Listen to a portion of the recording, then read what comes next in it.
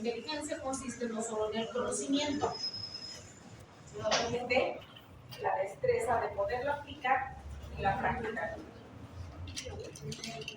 Vamos a ver lo que es hematopoiesis. Ya habíamos visto en la anterior clase cuáles son los métodos que nos sirven a nosotros para determinar las enfermedades de la sangre, desde las más comunes hasta las más raras. Y vamos a ver cómo va esa generación de células desde la médula hasta sangre plena. ¿Cuál es el objetivo de nuestro tema? Reconocer de forma somera, superficial, la diferencia en las imágenes de lo que es médula ósea, el aspirado y biopsia. ¿Cómo están? Buenas. Vamos a observar que las células sanguíneas, o vamos a observar a las células sanguíneas desde su origen hasta su punto final, hasta donde ellos tienen que ejecutar la función a las que están determinadas.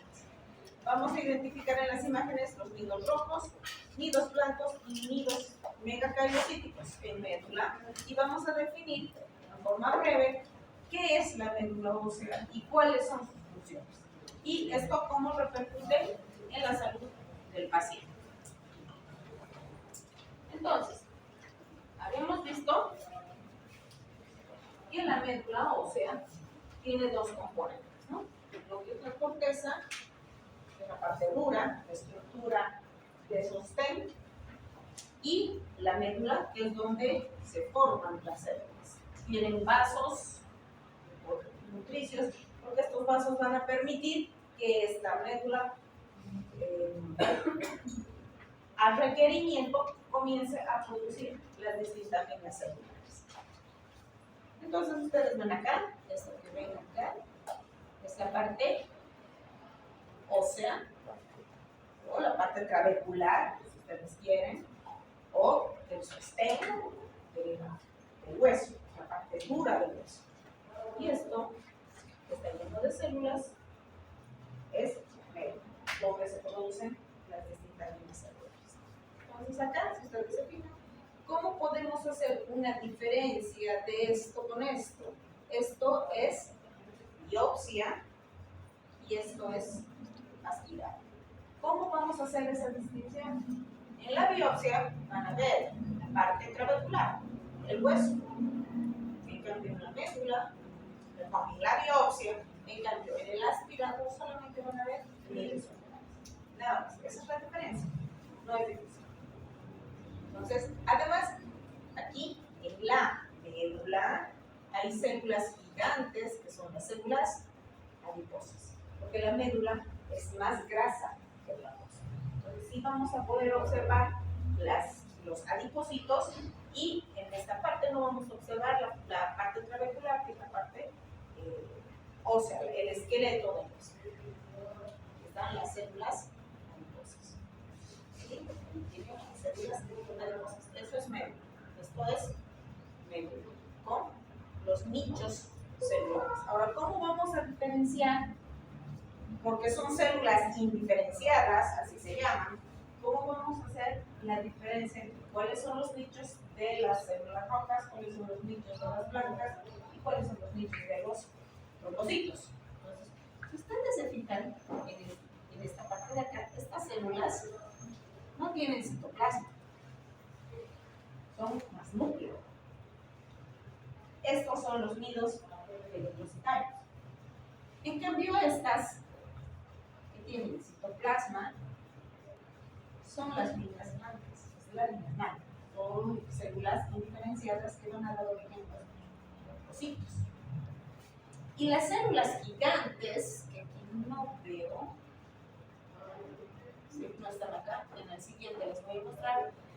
Las células gigantes son las que van a dar origen a los megacariocíticos.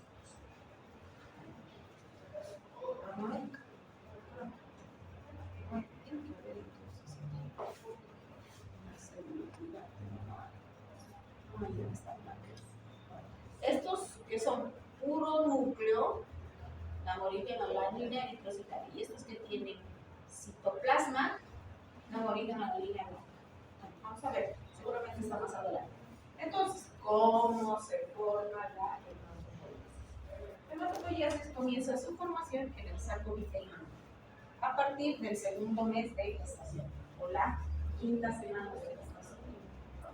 Esto va a comenzar ya a partir de 2 meses, 2 semanas aproximadamente, ya el vaso va a comenzar a formar parte de la línea celular y el hígado se va a transformar en otro órgano que va a complementar la formación de las líneas celulares, porque aquí no hay medio.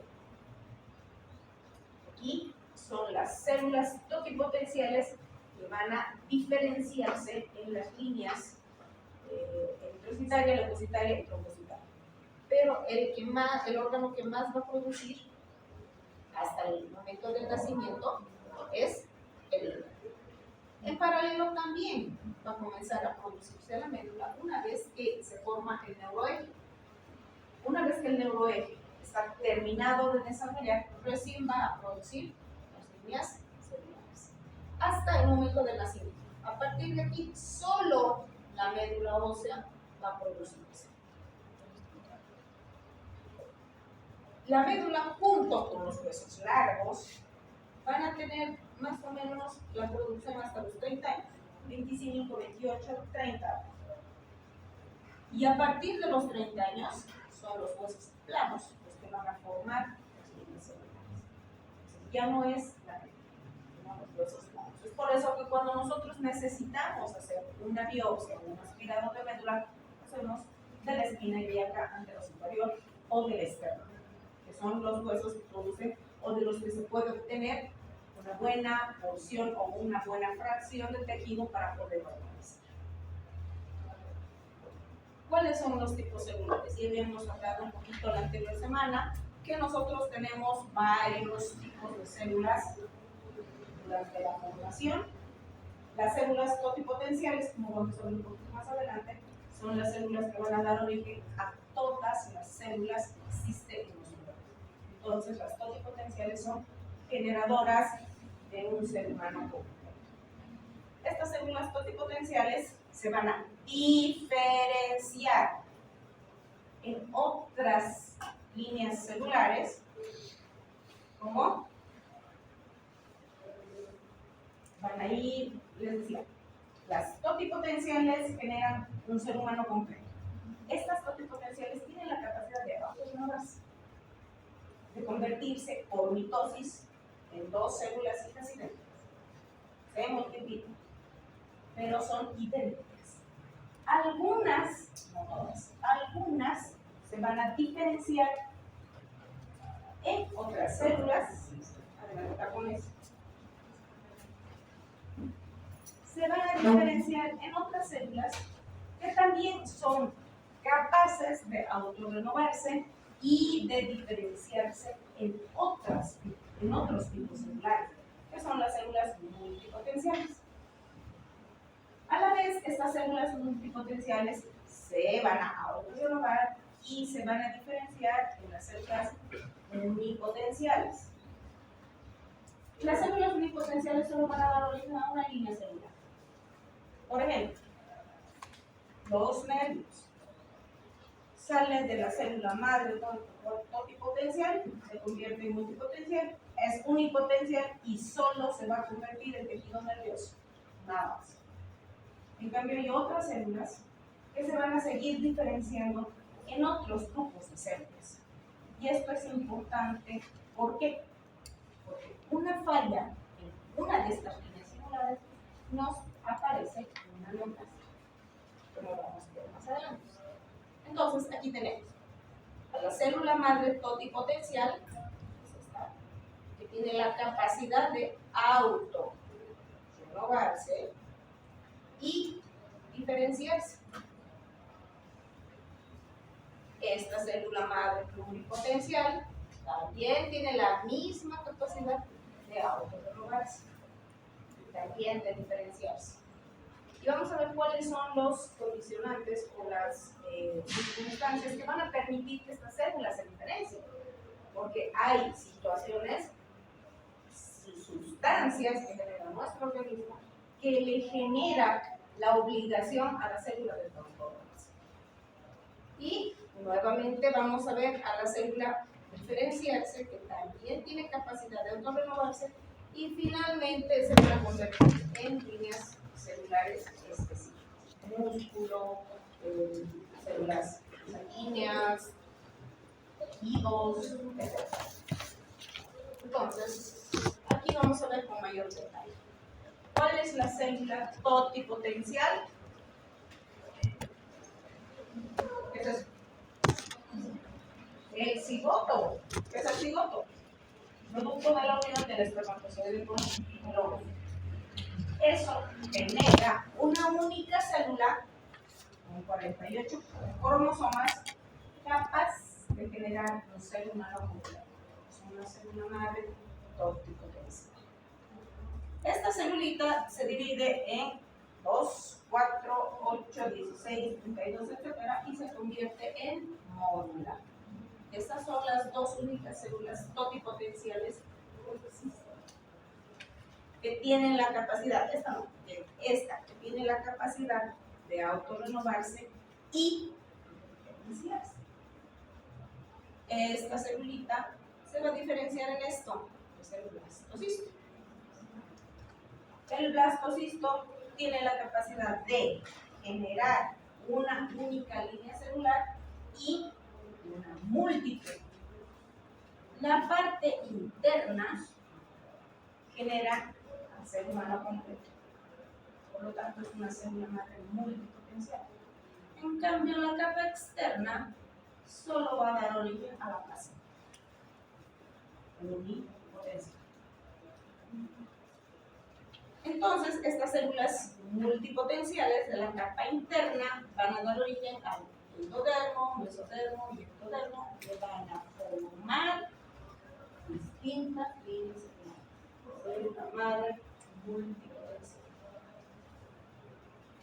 Por acá. Igual aquí, ¿no? Para que ustedes vean que es la célula totipotencial, que se va a diferenciar, se va a autorrenovar, se va a diferenciar en células de distinto linaje. Entonces aquí tenemos lo que nos compete a nosotros, que va a generarse del mesodermo. El mesodermo da origen a las líneas sanguíneas y nos va a dar origen al hemocitoplasma, que es la célula madre unipotencial de la línea sanguínea. Esta célula madre se va a dividir o se va a diferenciar, porque aquí estamos en diferenciación, se va a diferenciar en una línea mieloide y en una línea linfoide. La línea mieloide o el mieloblasto también es una célula madre multipotencial. ¿Por qué? Porque va a dar origen al megacardioblasto, al proeritroblasto, al mieloblasto y al monoblasto. En cambio, de la línea linfoide es unipotencial, porque solo va a dar origen a los linfoblastos. Este es un ejemplo claro de lo que es una célula madre multi y unipotencial. Del megacardioblasto se va a diferenciar el megacariocito y este va a madurar a plaquetas. De la línea mieloide, del proeritroblasto, se va a generar el reticulocito y se va a madurar a eritrocito. Igual del mieloblasto, depende del requerimiento del leucocito, se va a diferenciar, se van a madurar a basófilo, neutrófilo y eosinofilo. Y del monoblasto va a madurar a monocito. Entonces, hasta aquí es diferenciación. Y a partir de aquí es maduración. De la misma manera, de la línea linfoide, el linfoblasto se va a volver a dividir y va a dar origen a las células natural killer o asesinas y a los linfocitos. El linfocito pequeño que de acuerdo al requerimiento del sistema inmunológico se va a diferenciar el linfocito T y el linfocito B. Pero ahí hay muchas subdivisiones, evidentemente, ¿no? Pero esos son los más representativos. Ahora el linfocito B, por ejemplo, que ya es una célula madura, se va a volver mucho más específica. Estas están en sangre periférica. Cuando pasa a tejidos, ya sea el intestino o pasa a cualquier otro tejido, el linfocito B se convierte en mastocito. Es parte de la línea de defensa del organismo, especificando su función. Entonces aquí tenemos a la célula madre pluripotencial, célula madre pluripotencial, célula madre pluripotencial, que va a generar las unidades formadoras de colonias. Eso es lo que yo les he mostrado en la placa, donde la célula roja solamente es célula con núcleo, un grupo de citoplasma, para la línea roja, para la línea blanca, son las células que son grandes y tienen bastante citoplasma, y las plaquetas que son células gigantes. Estos se denominan progenitores, porque están antes de generar las líneas específicas. En cambio, el proeritroblasto, megakardioblasto, el promieloblasto, etcétera, son precursores, porque estos son los que van a terminar su diferenciación por línea específica. Entonces, los progenitores son las unidades formadoras de colonias y los precursores son los blastos. Eso tiene que quedar claro. Porque cuando yo hago trasplante de médula, yo hago un cultivo de los progenitores, no de los precursores. Cuando yo estoy buscando una línea específica de eritrocitos, sí hago cultivo de los precursores, pero eso ya no es trasplante de médula. El trasplante de médula son progenitores.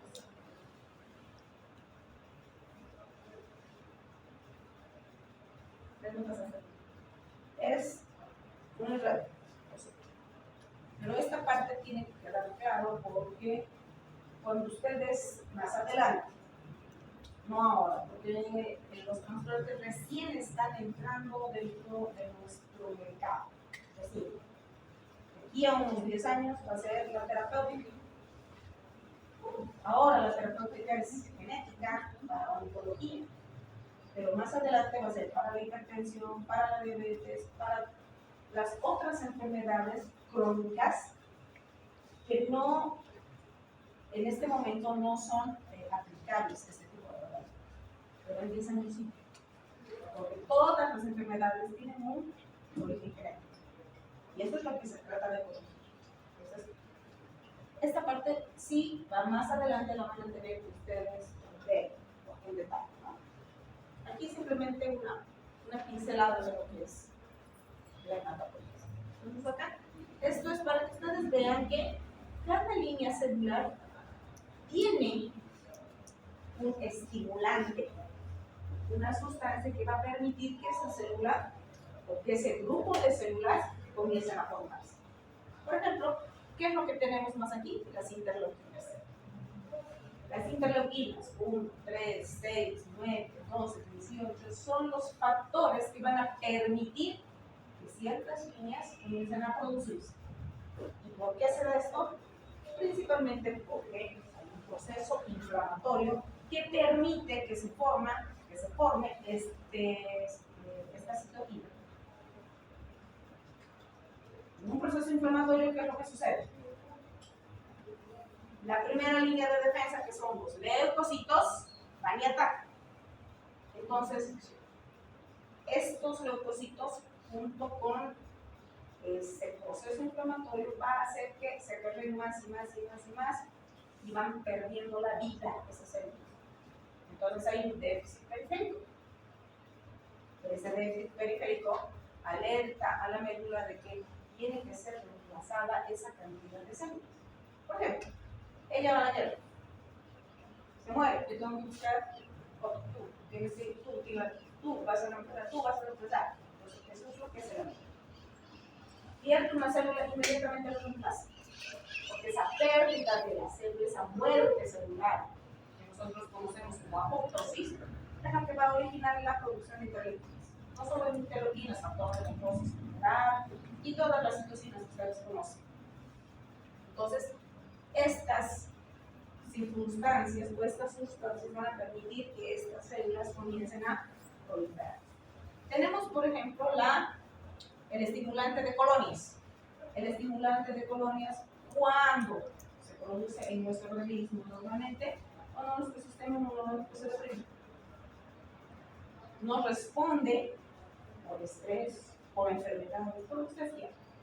El sistema inmunológico dice, algo tengo, necesito que se produzcan células que defiendan a este organismo de cualquier ataque. Entonces se comienzan a producir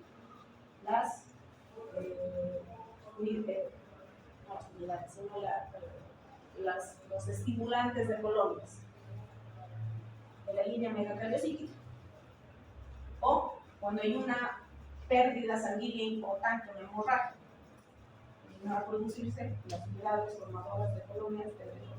Entonces, todo depende de la circunstancia para que se estimule la producción de una línea celular.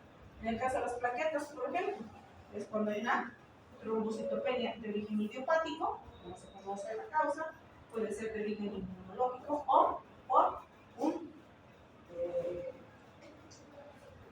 una transfusión sanguínea por un RH incompatible o por el grupo sanguíneo incompatible. Entonces, ¿qué es lo que hacen las plaquetas? Se destruyen. Entonces, se estimula la producción de sangre. Entonces, todo depende de la circunstancia para que la célula o la línea celular que esté en déficit vaya a producir.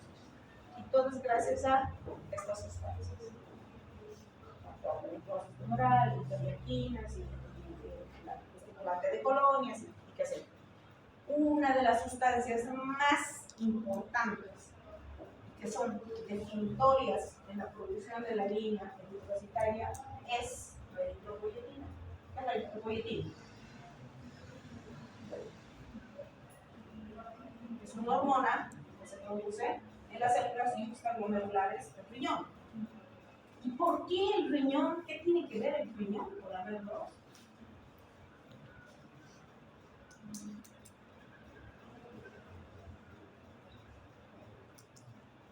¿Qué tiene que ver el riñón con la HER2?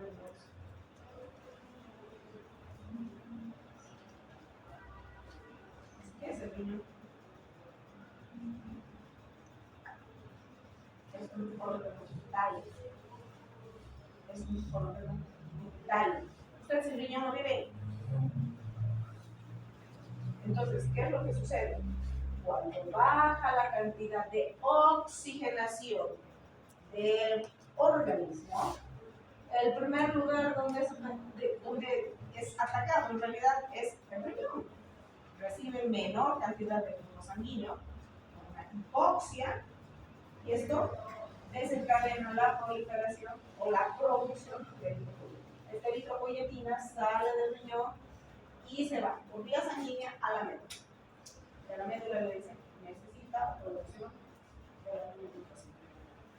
Lo mismo sucede con la línea trombocitaria.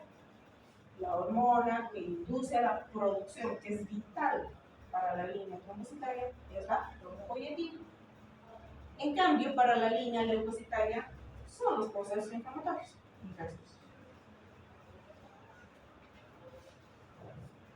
Esto es lo que necesito que ustedes aprendan, que quede bien claro.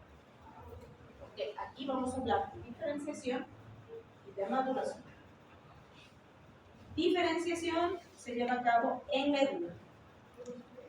Maduración en sangre periférica. ¿Por qué?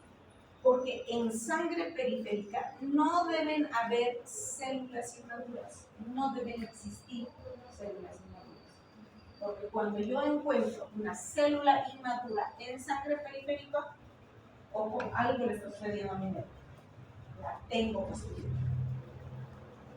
la misma manera, hay células que se vuelven mucho más específicas una vez que pasan a tejidos, que no los tengo que encontrar en sangre periférica.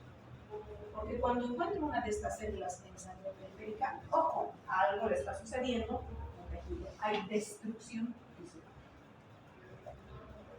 ¿Y por qué es importante mi sangre periférica?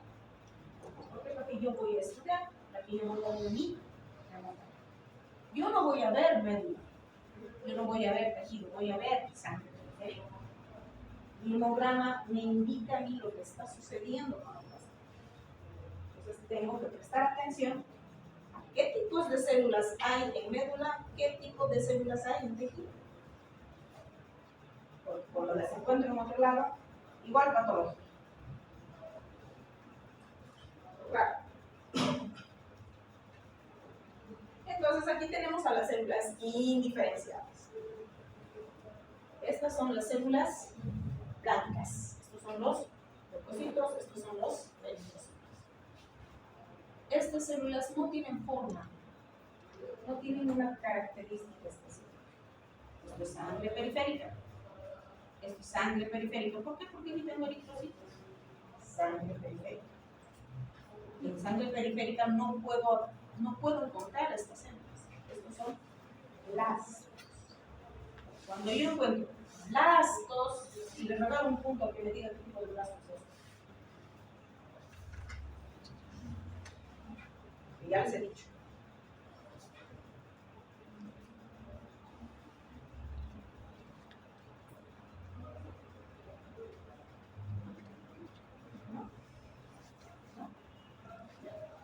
Estos también son sangre periférica. Estos son leucocitos. Esto también es sangre periférica. Pero aquí son células indiferenciadas. ¿Cuál es la diferencia entre esto y esto? Si es que han prestado atención.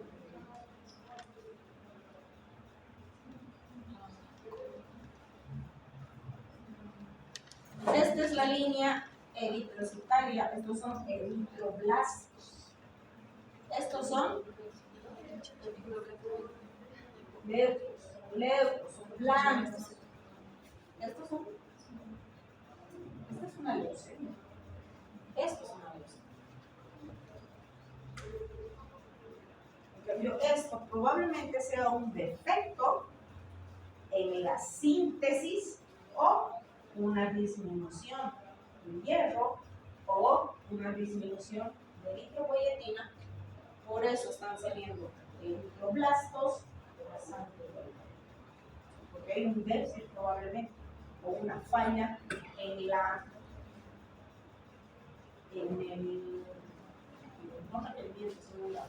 falta de manejo de la eritropoyetina o una falta de hierro aldosteroideo.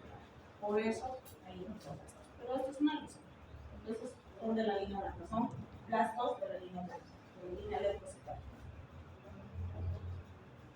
Todo esto con este fin, de que yo vea en sangre periférica las alteraciones y qué tipo de alteraciones para que yo pueda darle nombre y apellido a mi patología. Entonces tenemos acá, esta es la bioquímica, el laboratorio, donde yo voy a tener lo que estoy analizando. Leucocitos, hemoglobina, volumen corpuscular medio, hemoglobina corpuscular media, ancho de distribución eritrocitaria, que les voy a explicar qué cosa es, y las plaquetas. Y tengo que ver qué datos me arroja mi paciente con los valores de referencia. Y tengo en la morfología, lo que me da observaciones en el hemograma, la estructura de cada una de las células. Y esto me lo va a dar mi frotis de sangre periférica.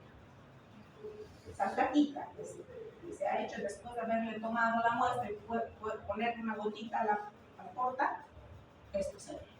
Esto se ve. El que ve esto en laboratorios y se los informa. Ya les he dicho, ustedes no van a hacer esto, pero tienen que leer, lo tienen que interpretar. Y eso está ahí. Si hay alguna alteración morfológica, los baloncitos, lo que ustedes quieran, está el apellido.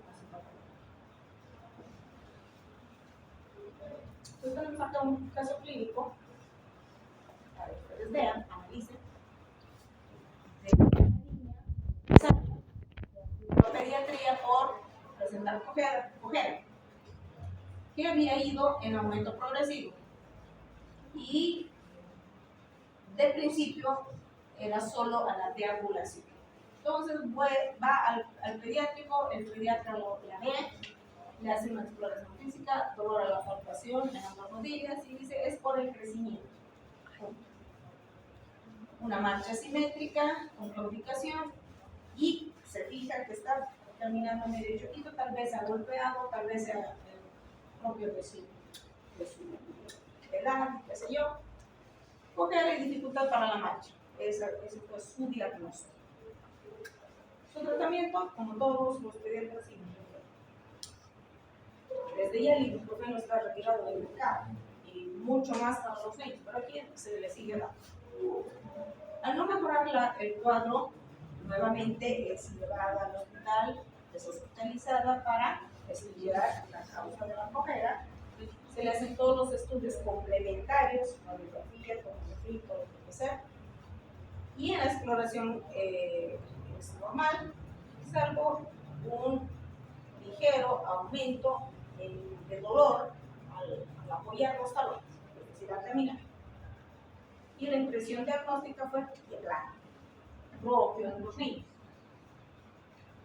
Entonces a ese paciente se le hace sus estudios y dentro de sus estudios se le hace un hemograma. Y con ese hemograma es derivado a un pediatría. Sus leucocitos de 4.800, 300 trófilos y el diferencial era de 3.5%.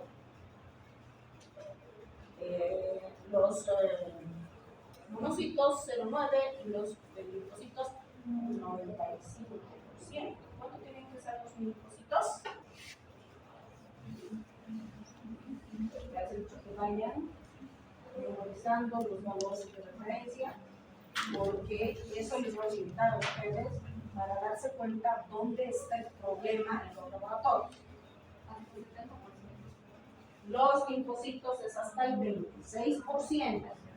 En el mayor de los casos hasta 30%. No supera más los linfocitos. ¿Y qué está ahí? 95%. Con esto usted sí tiene su diagnóstico. ¿Cuál es su diagnóstico? ¿Quién se atreve? Una hemoglobina de 9.2, un hematocrito de 28 y plaquetas de 202. Con esto, ¿quién se anima a dar diagnóstico? Ya solamente con su porcentaje de linfocitos. Una leucemia. Primera infancia. Con problema de hueso, dolor, dificultad, alteración en la marcha. Más un hemograma que me dice que mis linfocitos están en 95%, ahí está.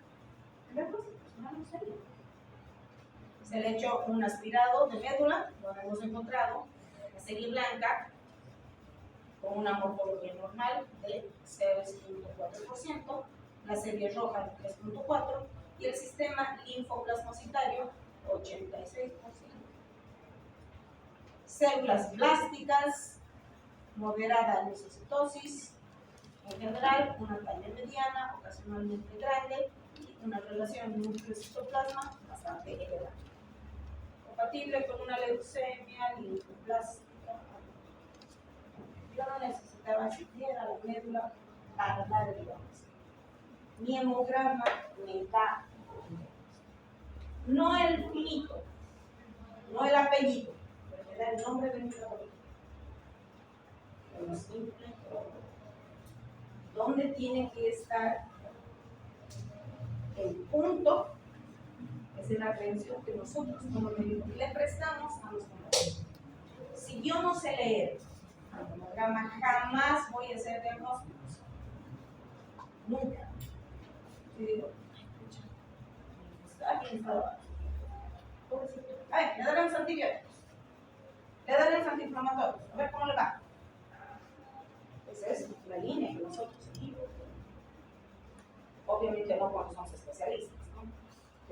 que sean procedimientos generales. Vemos el hemograma. Nunca yo aprendí a leer un hemograma, digo, ay, tengo un poquito de anemia, le resumiremos el paciente no va a solucionar los problemas que va a tener. Este paciente necesita quimioterapia. Entonces, si ustedes no le hacen diagnóstico, están haciendo un flaco favor a ese paciente. Y a favor de ustedes es hacer el diagnóstico. Ustedes, como médicos generales, repito, son los primeros que tienen contacto con este tipo de pacientes. Y les hacen dar vueltas y vueltas y vueltas. Cuando realmente el paciente ya tiene metástasis y ya no se puede hacer nada por ese paciente, recién llega al oncólogo o llega al hematólogo. Los médicos generales no pueden hacer todo. Por eso yo hago hincapié en enseñarles a leer un laboratorio. Es sencillo leer un laboratorio, no es tan complicado. Lo complicado es interpretar el laboratorio. Eso es lo complicado, porque ya tienen al paciente, tienen que analizar paciente, exámenes. Eso ya es más complicado. Pero en un laboratorio no es difícil. Pero tienen que saber los valores normales para poderlos comparar con lo que es normal para darse cuenta de lo patológico. Entonces, ¿de dónde yo voy a obtener mis células madre para mi trasplante? Del cordón umbilical. Ahí están mis células madre poderosas. Y a la vez de diagnóstico me sirve como tratamiento. Conclusiones. La médula es un órgano complejo, muy, cuya principal función es la hematopoiesis. El aspirado y la biopsia son técnicas complementarias, no son técnicas separadas. ¿Y qué nos va a permitir a nosotros evaluar mi estado general de mi médico? Diagnosticar tumores líquidos y en algunos casos tratarlos, como es el caso de los trasplantes. Es posible distinguir a grandes rasgos la diferencia entre la serie roja blanca y megacariosis. Les he mostrado cuáles son las grandes diferencias. La línea eritroide es pura célula común. La línea blanca tiene más citoplasma. Y no les he mostrado las roquetas porque son células gigantes, que se diferencian, se notan tiro, porque son células gigantes. Incluso triplican el tamaño de cualquier cosa. Preguntas. No se duermen. ¿De dónde? ¿O quién que los pregunte? ¿Quedó todo claro? Esto de las líneas celulares es un poco complejo, pero cuando veamos cada una de las patologías se van a dar cuenta que ahí radica la importancia de saber la clasificación, de diferenciación y maduración de cáncer. Porque vamos a hablar de reticulocitos, vamos a hablar de células en banda. Cada una de esas células tiene un significado en el hemograma, que van a verlos ustedes en él.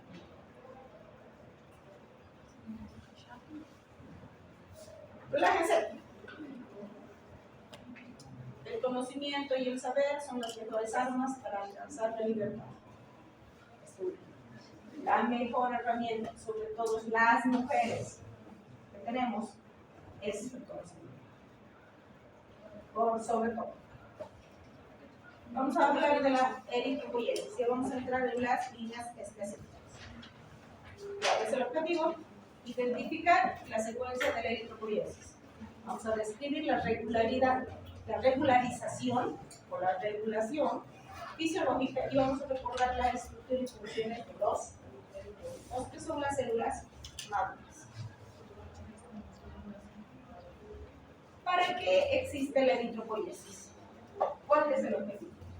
Mantener un número adecuado o constante de eritrocitos circulantes que me asegure mi oxigenación.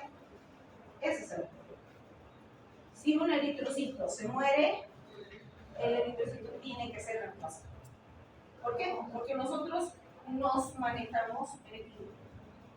Si se rompe ese equilibrio, me tiene que producir, comienza a producir. ¿Y cuándo se rompe ese equilibrio? Cuando hay un déficit en sangre periférica. Eso significa disminución de la oxigenación. Eso significa necesito producir a nivel de. ¿Cuál es el inductor? El hipoxia presionada. ¿Qué quiere decir? Disminuye mis eritrocitos por cualquier causa. Una hemorragia, un déficit en la absorción de hierro, una disminución en la producción de eritropoyetina, mi oxigenación va a disminuir. Entonces, mi riñón dice, necesito producir. Y la interleuquina, les había dicho las interleuquinas 1, 3 y 6, sobre todo, son las que van a formar parte de los inductores de la eritropoyesis. Además, los andrógenos también tienen una pequeña parte en la producción. Los esteroides y la tiroxina. Es por eso que función tiroidea siempre tiene que ser controlada. Esteroides, principalmente los corticoides, se relacionan con un aumento en la producción. Es por eso que cuando un paciente recibe corticoide, para hacerle el hemograma tiene que haber pasado por lo menos 7 días de haber recibido la última dosis, porque si no, no nos va a salir un resultado real, porque me eleva la producción. Y mi regulador principal, la interleuquina. Hipoxia, igual eritropoyetina, igual célula madre totipotencial o células stem cell, así también se les llama. Y en su superficie, las células stem contienen antígenos o receptores de superficie, como les decía en la anterior clase, y estos receptores de superficie se llaman CDs.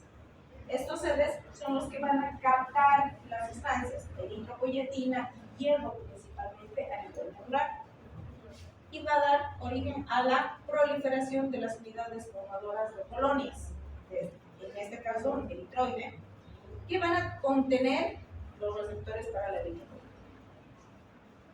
Y también para la transferrina, para la introducción del hierro circulante dentro de la célula. Además de la glicoforina A, que ustedes van a ver que es parte de la estructura anatómica del eritrocito, que cuando falta esta proteína o hay algún problema a nivel de esta proteína, igual hay la célula precursora para dar origen a la célula precursora eritroblástica, al reticulocito y al eritrocito maduro. El reticulocito para nosotros a partir de ahora se transforma en una célula de vital importancia. ¿Por qué? Porque nos va a determinar el sitio donde se está produciendo la ARN. Entonces, el eritrocito maduro frente al reticulocito. Se tiene que quedar bien. Entonces acá tenemos a las unidades formadoras de colonias de la línea eritrocita. Entonces aquí en la unidad formadora de colonia, para dar origen al eritroblasto, hace su efecto la eritropoyetina. Mucho más arriba en el hemocitoblasto, porque este es el hemocitoblasto, están los estimulantes de colonias de las unidades formadoras y las interleuquinas. Entonces ahí es donde hacen su principal efecto. ¿Para qué? Para que se produzca solo esa línea celular. Porque si no, tendrían que producirse todas las líneas.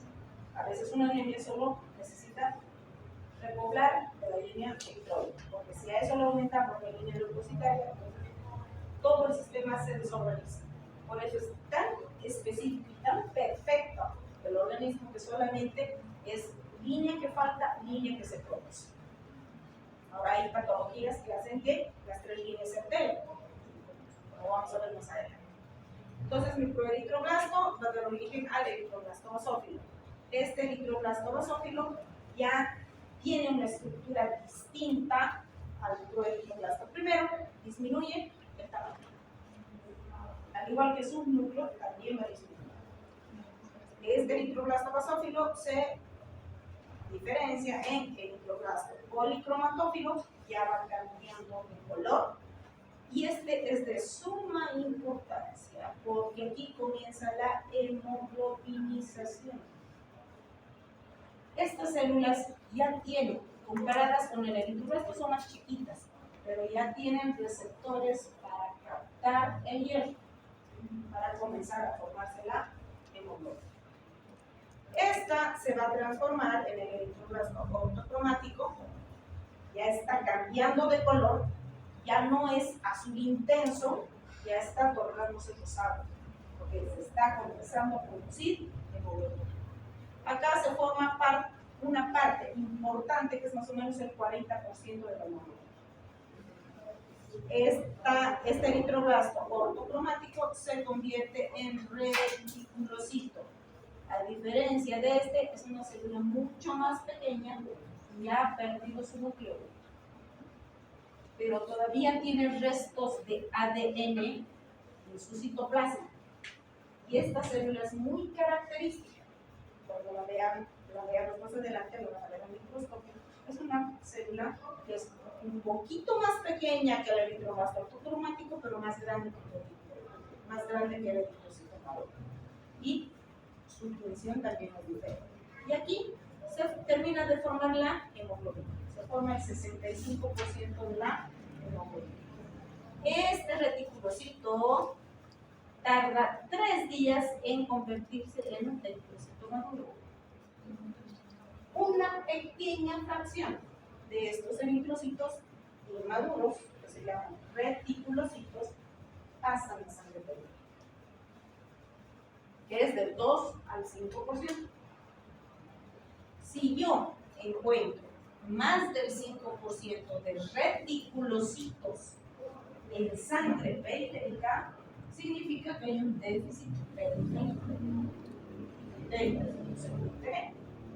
Porque mi médula quiere compensar esa pérdida periférica y me lanza más reticulocitos que son inmaduros hacia la sangre para que compensen ese déficit. Por lo tanto, cuando yo encuentro reticulocitosis en mi hemograma, quiere decir que mi médula, que mi anemia es de origen periférico, pérdida o destrucción, y que mi médula está queriendo compensar. Hay una hiperreactividad medular. Vamos a ver cuando veamos lo que va a pasar. Pero ese es el significado. Entonces, ¿cómo se lleva a cabo la diferenciación y la maduración? La primera etapa dura 7 días, más o menos. De la unidad formadora de colonias al proeritroblasto. Aquí se forman entre 16 y 32 reticulocitos de una sola célula. Aquí ya comienza a hacer el efecto hierro sobre la eritropoiesis. Por eso que cuando yo tengo una anemia, lo primero que tengo que hacer es tamizar mi hierro para ver si es un déficit real, para que se me produzca la anemia de origen central y de origen periférico. Luego, mi eritroblasto basófilo y mi eritroblasto policromatófilo para mi hemoglobinización. La segunda etapa, que ya es maduración, que es el eritroblasto ortocromatófilo, donde van a intervenir la vitamina B2 y el ácido fólico principalmente. Un déficit de ácido fólico B2 también me condiciona la aparición de una.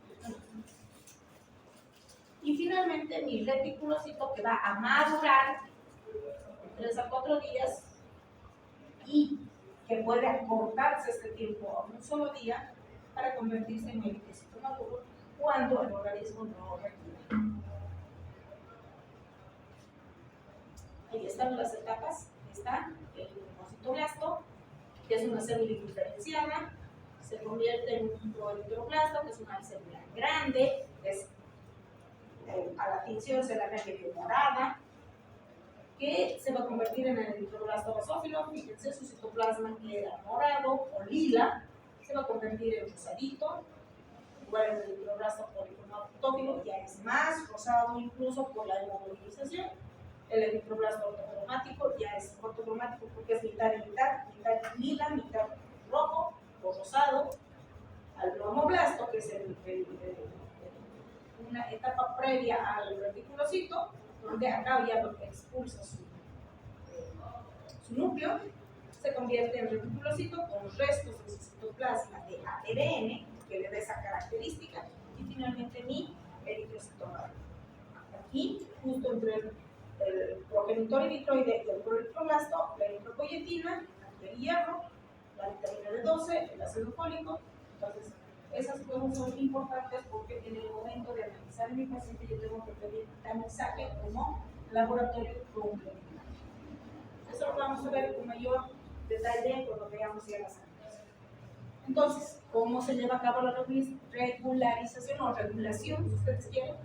Disminuye la concentración de oxígeno. Esta concentración de oxígeno disminuida va a repercutir en la arteria aferente al riñón. Va a llegar al riñón, va a decir no hay oxígeno. Eritropoyetina. Esta eritropoyetina se produce en grandes cantidades que van a ir a mi médula, y mi médula va a decir se producen grandes cantidades de la línea eritroide. Y esto va a restablecer mi oxígeno periférico. Estamos hablando de periférico. Eritropoiesis, producción de eritrocitos, tiempo de maduración 3 a 5 días más o menos, renovación el 0.8% por día, todo el tiempo estamos renovando nuestras células. Nuestros eritrocitos viven 120 días, no viven más. Cumplen su ciclo vital, tienen que ser renovados. Entonces, ese es un requerimientos: vitamina B12, eritropoyetina, ácido fólico y hierro. Hasta aquí, preguntas.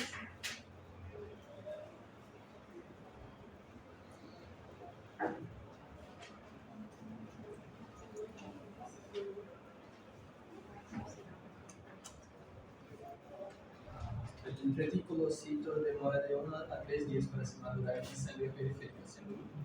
¿En estos 1 a 3 días ya está en función o no? No, todavía. Si es solamente para el reemplazo de las células que están siendo renovadas, dura 3 días. Pero en caso de una anemia, que se necesita que madure rápidamente, madura el tiempo. Todo depende del requerimiento del paciente. Vamos a hablar de los eritrocitos. ¿Cuál es su estructura y cuál es su función? Esta parte ustedes la tienen que ver con más detalle en su lectura de libros de fisiología. Yo les voy a dar las cosas más importantes. El detalle lo tienen que ver ustedes. El eritrocito es un disco bipolar. Cuando lo vemos de aquí, es un disco con una zona central más pálida, porque es mucho más delgado. Tiene un diámetro de entre 7.5 y 8 micras con nanómetros de diámetro, con un diámetro de más o menos de 2 a 2.5 micras, y en la parte más delgada de 1 a 1.5 micras con nanómetros. Y este eritrocito es la célula más abundante de nuestros organismos. Tanto para las mujeres como para los varones existe una diferencia en cantidad. ¿Por qué? Por la masa muscular. Los varones tienen más masa muscular que las mujeres. Por eso ellos tienen mayor cantidad de eritrocitos. Cuando hablamos de número, hablamos de millones. La mujer tiene entre 4.5 y 5 millones de eritrocitos por ml. En cambio, los varones tienen entre 5 y 6.5 millones por ml. Entonces, fíjense la cantidad de células que tiene nuestro organismo en 5 litros. Es la célula más abundante de nuestro organismo. Entonces, para cada uno de estos seres, femenino, masculino, el número varía. En la condición varía. Es diferente una mujer embarazada que una mujer no embarazada. Es diferente un niño que un adulto. Entonces las cifras cambian, varían. No es lo mismo vivir a nivel del mar que vivir en Perú, en un pueblito que está por encima de los 4.500 metros de altura. Nosotros vivimos por encima de los 1.600. Por allá arriba de los 4.600. Entonces el número varía. De acuerdo a eso, yo les voy a pasar unas tablas para que ustedes sepan por edad, por sexo, por lugar donde viven las variaciones, que no son mucho, no es mucho, apenas. Pero por cuestión didáctica, nos vamos a abocar a un solo número. Didáctico. No es lo mismo. Yo les estoy enseñando ahora, con ustedes tengan que interpretar unos u otros. Eso es diferente. Pero ahora, simplemente para que ustedes puedan entender, nos vamos a regir a un número. Ese número. Entonces, estos eritrocitos per se no me hacen diagnóstico. ¿Por qué? Puede haber una paciente o un paciente que tenga anemia con un número normal de eritrocitos. O puede haber un paciente que no tenga anemia, pero tenga una reducción del número de eritrocitos. No me hace diagnóstico el número. Lo que me hace diagnóstico es la proteína que está contenida dentro del eritrocito, que se llama hemoglobina. Esta proteína es la que va a transportar los gases desde y hasta la periferia, ya sea de oxígeno, que va de los pulmones a los tejidos más periféricos, que son las puntas de mis dedos, y de vuelta desde la punta de mis dedos hasta mi corazón, de los pulmones del CO2. ¿Para qué? Para que haya ese intercambio gaseoso. Entonces, esta hemoglobina, esta proteína, es la que para mí tiene valor en mi laboratorio, la que me hace diagnóstico. Cuando mi hemoglobina está baja, estoy frente a una anemia. Significa déficit de oxígeno.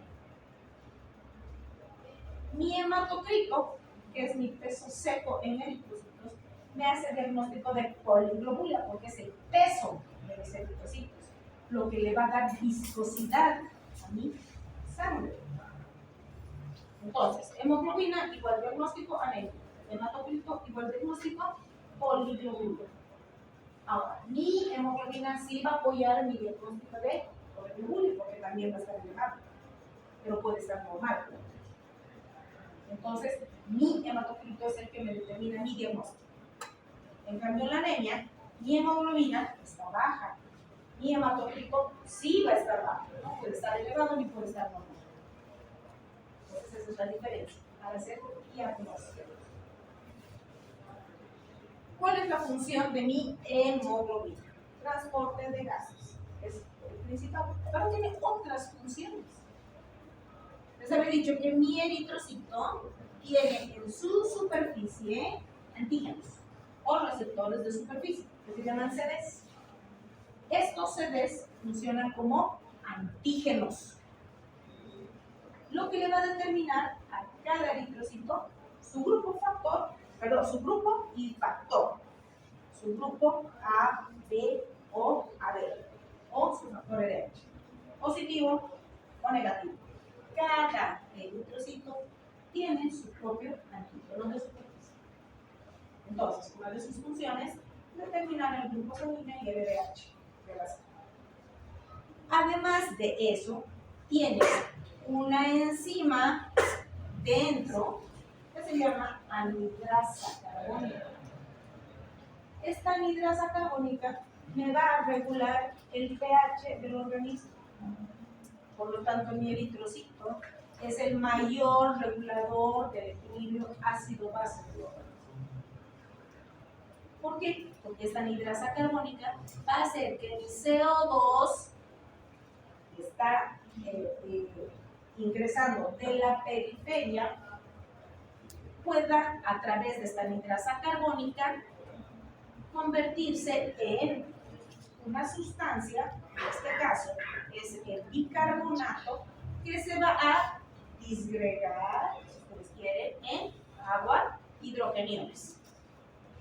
Estos hidrogeniones tienen que salir del eritrocito para restablecer el pH plasmático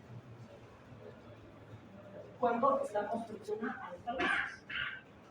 Y tienen que ingresar para convertirse en bicarbonato cuando hay una acidosis para regular el pH. Entonces, la siguiente función de importancia del eritrocito es el sistema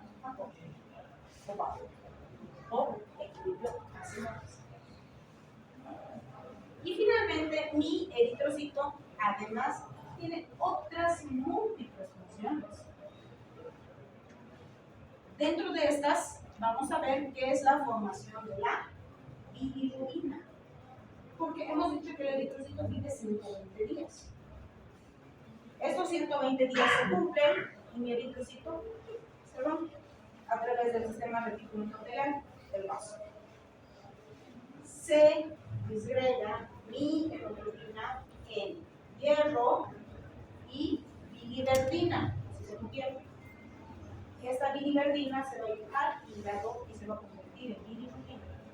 Y esta bilirrubina, pues, tiene la función de procesar los alimentos. Entonces, mi eritrocito había tenido importancia. No había sido que, eritrocitos y nada menos. No. Tiene vital importancia. Y la más importante, el sistema también. Destacamos la importancia de la eritropoiesis para el mantenimiento constante del número de eritrocitos.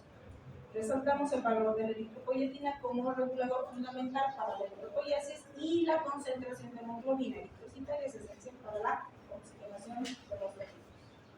Hasta aquí. No les puedo dar en detalle, ya les he dicho lo más, la letra chica por cuestión de tiempo. Termino esto y tengo que empezar a pagar. Para eso ustedes tienen que hacer la fisiología. Esto es fisiología, no les estoy dando papel. Todo esto ya es todo papel.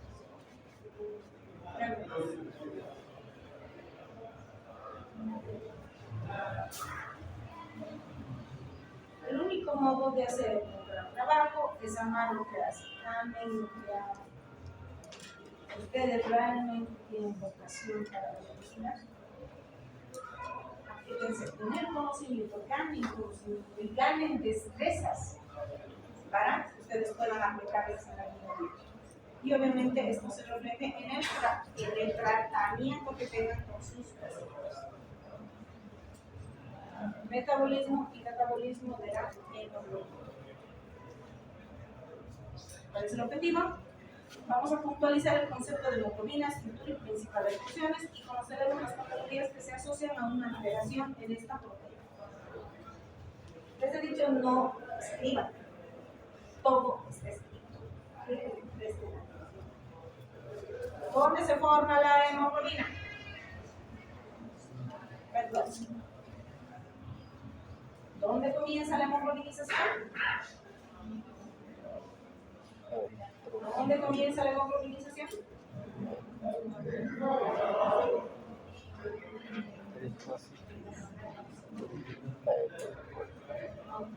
¿Dónde comienza la hemoglobinización? En el proteicoblasto ortocromático. Por eso se llama ortocromático, porque ya está transformándose su color. Ya no es el proteicoblasto, que es basófilo, es lila. Ya está formándose rosado. Ahí comienza la hemoglobinización. En medio. Y existe también una pequeña producción de sangre que es muy chiquita, del 1 al 3%. Esta proteína es la hemoglobina.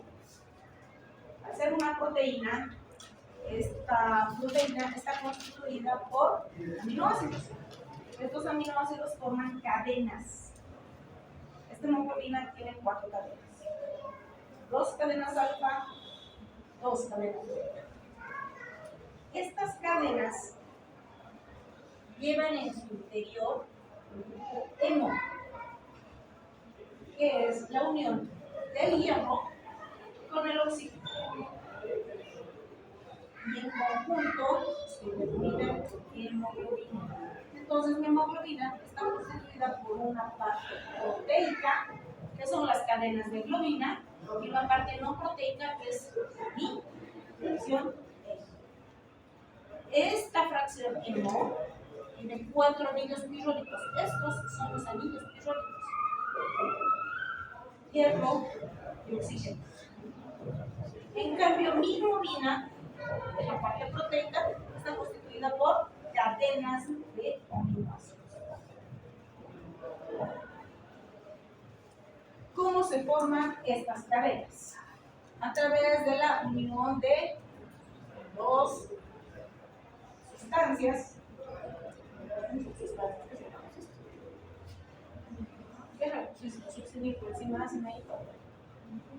Sustratos. Dos sustratos, que son la succinilcoenzima A, que se va a unir a la glicina, ¿no? A las moléculas de glicina. Lo que me van a dar origen a un pirrol. 4 pirroles me van a originar la protoporfirina 9. Esta protoporfirina 9 se va a unir al hierro y va a formar el núcleo N. Ahí está mi hierro. De hierro con oxígeno. Y mis cadenas de globina se van a formar durante, cuando vemos ya la parte de patología, van a ver que durante la etapa embrionaria tenemos dos tipos de hemoglobinas, el Grower 1 y el Grower 2. Durante la vida fetal, estas dos hemoglobinas se transforman en hemoglobina fetal y en hemoglobina S, que se van a mantener hasta el momento del nacimiento. Una vez que el bebé nace, esta se transforma en hemoglobina A1 y un pequeño fragmento de hemoglobina A2. Entonces, sufre una transformación. Esas cadenas generan, porque son cadenas de aminoácidos, generan por cualquier razón, tóxicos, mutaciones, lesiones, alteración en la cadena polipeptídica. Cuando se unen estas cadenas polipeptídicas, forman aminoácidos. Y la ausencia o la transformación de un aminoácido en estas cadenas me va a originar las hemoglobinopatías. Vamos a verlo con detalle. Pero mis dos cadenas alfa, mis dos cadenas beta van a dar origen a mi hemoglobina. Entonces, aquí tenemos cómo se lleva a cabo la formación de hemoglobina. Esto que ustedes ven acá es mi proeritroblasto. Este tiene en su superficie receptores para el hierro. Entonces, para que se forme la hemoglobina, dentro de mi mitocondria, esta es mi mitocondria, se van a unir la glicina con la succinilcoenzima A, y esta unión a través de una enzima que se llama ala-sintetasa me va a dar origen al ácido gamma-aminolegular.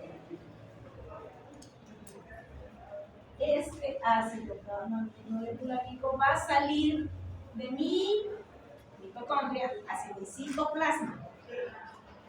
Va a ser expulsado. Es un sustrato, estos son sustratos. Va a ser expulsado a través de la ala deshidratasa. Y con la coparticipación del zinc se va a convertir en porfobilinógeno. Este porfobilinógeno va a sufrir una serie de reacciones químicas a través de varias enzimas y se va a convertir en porfobilinógeno 3.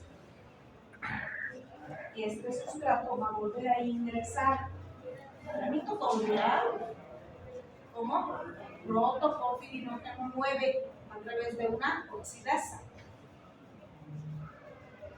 Y este señor, a través de una oxidasa, se va a convertir en protoporfirin 9, que con la coparticipación del cobre se va a unir al hierro y me van a formar el hemo. Este hemo de origen, con la unión de la globina, a mí es un chorizo. Pero es obligatorio que ustedes sepan. ¿Por qué? Porque una alteración en cualquiera de estas enzimas no va a originar las porfirias. Y ustedes van a ver así que es una porfiria. Entonces, para que no digan de dónde ha salido este monstruo, tienen que aprender esto. No hay duda. Una alteración en mis cadenas de globina o en mi formación de la protoporfirina, igual a hemoglobinopatía. Igual a mí. Tienen que saber todo esto. Esto puede estar por encima. Por eso yo lo que les digo a mis alumnos es que dibujen, agarren, lean el tema de el eritroblasto tiene esta forma. Dentro del eritroblasto hay mitocondria. Es un mitocondria. ¿No la conocen? Vayan al libro de histología. Ahí están. ¿Cuál es la función de las mitocondrias? Entonces, mi mitocondria va a tener glicina y succinilcoenzima como sustratos dentro del mitocondria. Se van a unir por reacciones químicas. Esto va a formar este ácido. Este ácido va a salir de mi mitocondria. Entonces, escriban. Y van a analizar. Tienen que hacerlo. Vamos a ver más adelante una alteración en todo este relajo de enzimas origina las. Por ejemplo, cuando hay una alteración de la ala sintetasa, me va a formar la porfiria aguda de 2. Originales. Por ejemplo, el uroporfirinógeno cosintetasa me va a originar a la porfiria eritropoyética congénita. Les voy a mostrar imágenes porque son reales. No es que los esté pegando, son reales. El uroporfirinógeno de carboxilasa, cuando faltan estas enzimas, va a formar la porfiria betacarotasa. Les voy a mostrar imágenes. El copoporfirinógeno oxidasa, la porfiria hereditaria, el protoporfirinógeno, la porfiria variegata, y finalmente la ferroqueratasa, la protoporfiria. ¿Cuáles son los tipos de hemoglobinas que hay? ¿O cuáles son las clases de hemoglobinas que hay? Primero, la hemoglobina A o la hemoglobina normal, o A1, que es nuestro 98% de hemoglobina, 97%, formado por 2 cadenas alfa, 2 cadenas beta. Una alteración en estas cadenas que les decía, la hemoglobina 2, que es el 2.5% de nuestra hemoglobina normal. 2 cadenas alfa, 2 cadenas delta. Es decir, durante la embriogénesis, las hemoglobinas se modifican en su estructura, en sus aminoácidos. Cuando no se forma la cadena beta, hemoglobinopatía. Cuando no se forma la cadena alfa, hemoglobinopatía. Igual, talasemias. Entonces, la hemoglobina 2, aumento de la beta-talasemia si no se forma la o no se sintetiza la cadena. La hemoglobina S es una alteración genética en la que hay una suplantación de un aminoácido. Y está presente en las células, en la anemia de células calcificadas. La hemoglobina fetal está constituida por 2 cadenas alfa, 2 cadenas gamma. La oxihemoglobina, una hemoglobina que tiene una afinidad mucho mayor por el oxígeno. ¿Y eso qué quiere decir? Que se agarra del oxígeno y no lo libera. Igual, anemia. La metahemoglobina, que es una hemoglobina que tiene mucha afinidad por el hierro, principalmente el hierro oxidado. El hierro que nosotros manejamos es el hierro reducido. Esta hemoglobina se agarra del hierro oxidado. Ya vamos a ver más adelante un poquito más en profundidad. Y esto es incapaz de unirse al oxígeno. Este es el hierro férrico. El que nosotros manejamos es el hierro ferroso. La carbaminohemoglobina, la hemoglobina que está unida al CO2. Y esto generalmente se produce después del intercambio gaseoso entre el eritrocito y el tejido. Y finalmente tenemos a la carboxihemoglobina, que es una hemoglobina que se une con mayor afinidad a monóxido de carbono. Y esto van a ver en las personas que quieren suicidarse o que viven en un cuarto entre 5, dejan su cocina, porque es su cuarto, su cocina, su baño, su todo, y terminan envenenados. Patologías de la síntesis de la porfirina. Las más importantes son estas dos, que son las más frecuentes. En la porfiria intermitente aguda hay una acumulación de porfirinógeno, principalmente a nivel del peritoneo, a nivel del plexo solar. Y estos pacientes debutan con dolor abdominal. Llegan a la emergencia con intenso dolor, se les hace una ecografía, no hay nada en la vía biliar, le ponen una emergencia y lo despachan, sin hacer diagnóstico. Y esto puede ocasionar un cólico intenso y finalmente producir una polineuropatía. Y se debe a la deficiencia de la uroporfirinógeno sintetasa y uroporfirinógeno cosintetasa.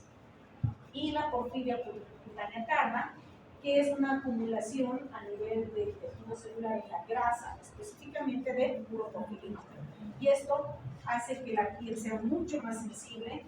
Cuando nosotros salimos al sol, a broncearnos, nuestra piel muchas veces se pone rojita.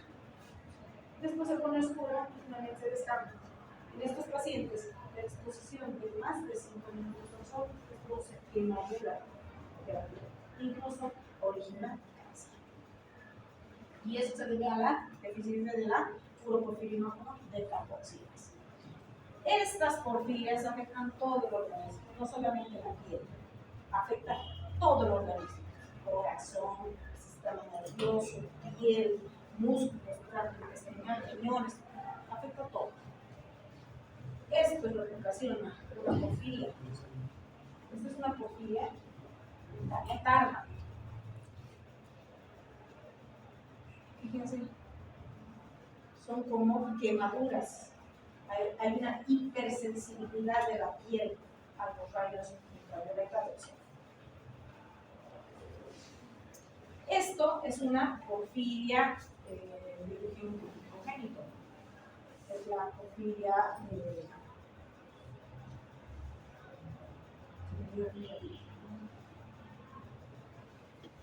¿ah?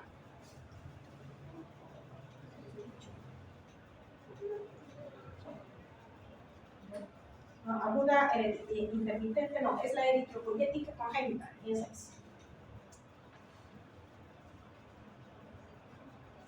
En la que hay una destrucción de los huesos del rostro y de la base de los dientes. Entonces, a este paciente con porfiria, por esto estamos hablando de unos siglos atrás, cuando fue un científico que lo describió por primera vez, lo hizo tomando como una analogía a Drácula.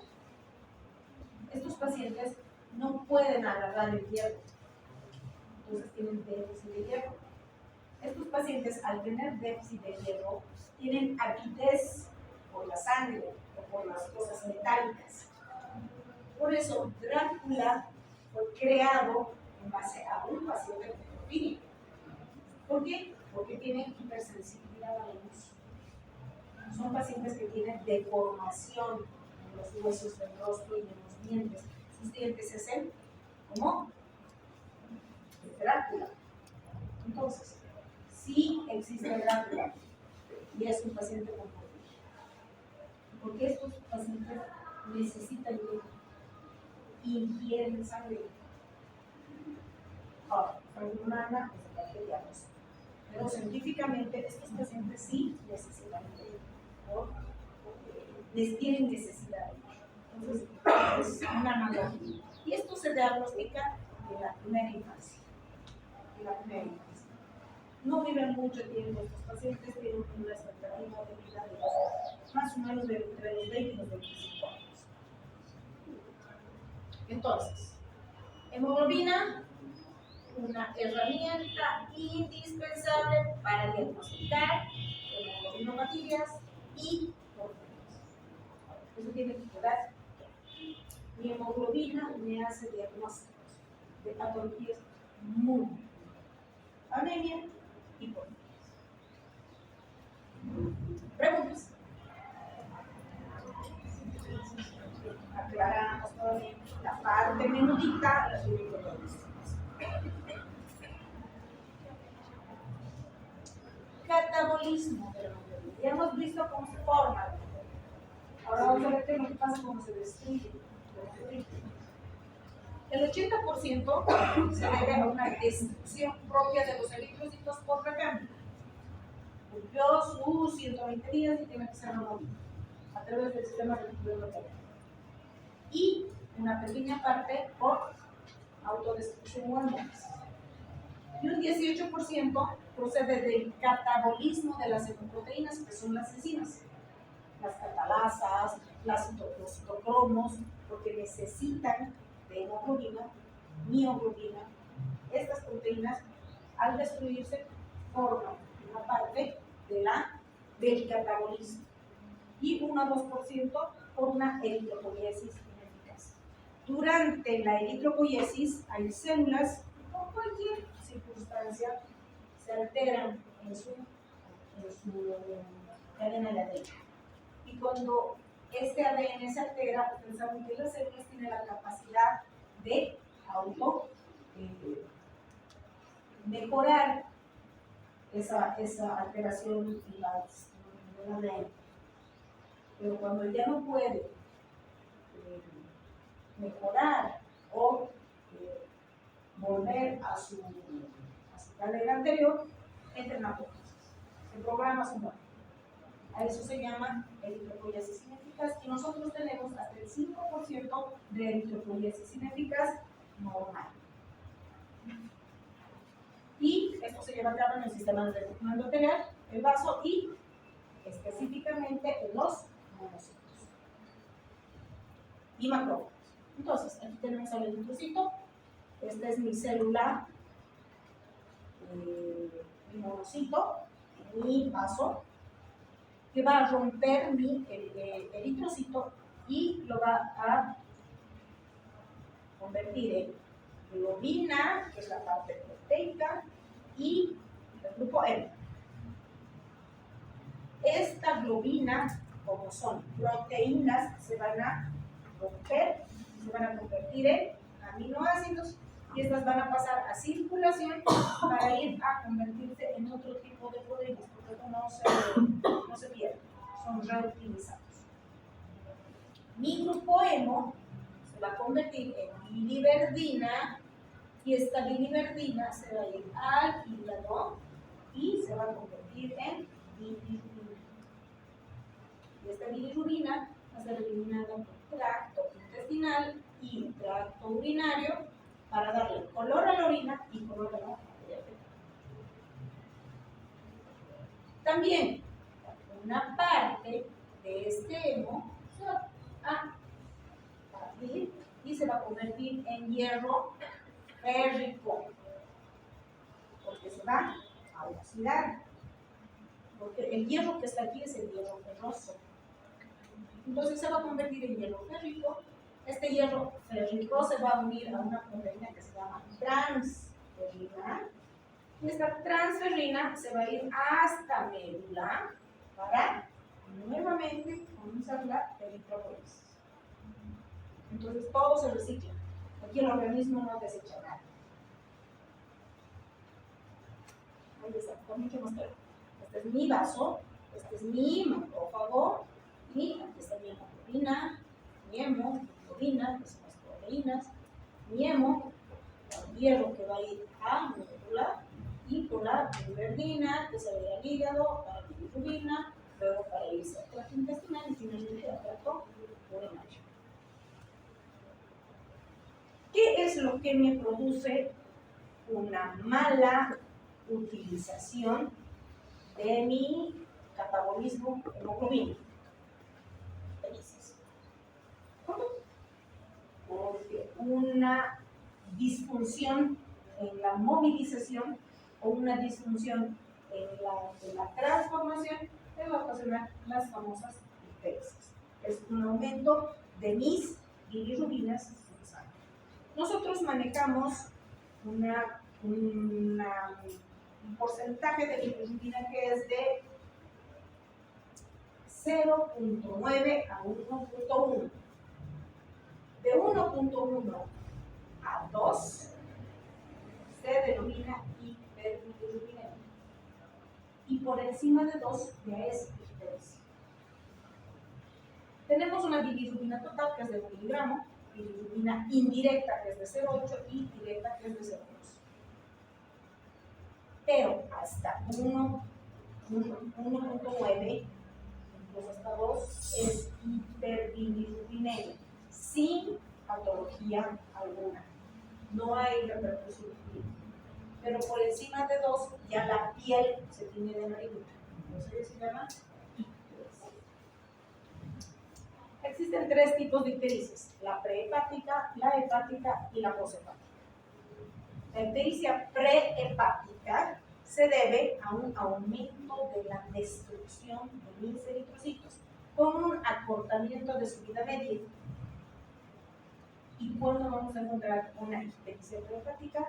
En las talasemias y la anemia falciforme. La talasemia, ¿por qué? Porque es una alteración de la formación de las cadenas de orina. Por lo tanto, mi eritrocito no es normal y cuando pasa por los vasos más delgados se rompe. En la anemia falciforme, uno de mis aminoácidos, que es el ácido glucámico, es reemplazado por la valina. Por lo tanto, mi cadena proteica es diferente, su función es diferente. Y lamentablemente, este aminoácido, como forma parte de la estructura de la membrana del eritrocito, se hace frágil.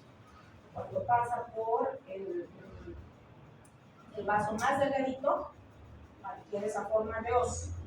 Termina de pasar y no puede volver a su normalidad. Por lo tanto, se destruye y tiene probabilidades de hacerme trombosis. Entonces, eso es la anemia falciforme. Una destrucción acelerada, como una hemólisis, por ejemplo, por una transfusión sanguínea, con un LH o un grupo sanguíneo que no es compatible. Y donde vamos a ver esto es más en los recién nacidos, con el famoso perníteros, por la incompatibilidad RH más D. Cuando vamos a ver una ictericia hepática, cuando hay lesión tisular, cuando hay destrucción de los hepatocitos, una hepatitis o un cáncer, por ejemplo. ¿Y cuándo vamos a ver una poshepática? Cuando hay obstrucción. Litos, piedras que obstruyen la vía de drenaje. Principalmente vamos a encontrar coluria. Y aquí, ojo, no es lo mismo coluria que orina concentrada. La orina concentrada es por una deshidratación, en la que hay una concentración de solutos a nivel renal, y por eso el color de la orina es como el té concentrado. La coluria es una orina café verdosa, es muy diferente a la orina concentrada. Y vamos a encontrar acolia. ¿Por qué? Porque todo se va a ir por vía urinaria y no va a haber por vía digestiva salida de la bilirrubina. Por lo tanto, hay una decoloración de la acolia. Y eso es lo que vamos a encontrar principalmente en los litos encallados, principalmente en el borde. Esto, apréndanselo de memoria y con eso ya hacen diagnósticos al tiro. En una ictericia prehepática, sus bilirrubinas, principalmente la total, va a estar elevada, pero a expensas de la indirecta, porque la más directa va a estar normal. No se olviden que en el hígado la bilirrubina se conjuga con el ácido glucurónico para ser eliminada. Y la bilirrubina directa es normal. ¿Por qué? No, porque ha llegado hasta el hígado. No ha podido conjugarse. Por eso es la bilirrubina indirecta la que se eleva. En la hepática está mucho más elevada la bilirrubina total. La bilirrubina indirecta está normal o ligeramente elevada, pero la directa está elevada porque hay destrucción. Y finalmente la poshepática está muchísimo más elevada porque no hay vía de escape, está atascado. Mi indirecta está un poquito elevada porque todavía se conjuga, pero mi indirecta está sumamente elevada porque no puede ser eliminada. Entonces, ustedes se aprenden esto. Pueden hacer diagnósticos de ictericias altas. Esto es la ictericia. Amarillo, patito, literalmente. Y esto van a ver mucho en pacientes oncológicos. Cuando un tumor está comprimiendo por fuera la vía ileal. No hay drenaje, o cuando hay que hacer estropia del hígado, no hay otra pacientes. Y obviamente los recién nacidos por incompatibilidad de leche. Conclusión. La hemoglobina es una hemoproteína encargada del transporte gaseoso y es el indicador para evaluar el estado general del paciente. Hemoglobina igual estado general del paciente. Nos ayuda con el diagnóstico laboratorial de patologías relacionadas con alteraciones de la hemoglobina, las hemoglobinopatías y las nosotros ya vamos a terminar. Preguntas. ¿Todas? ¿Crees? 7 Buenos días. Así chiquitito falta. No, solo nos da 5 minutos. Chiquitito. El metabolismo de vida. No, hasta ahora. No, es chiquitito, doctora. No. En 10 minutos podemos terminar. Ya, ok, vamos a ver. Preguntas. Doc, yo tengo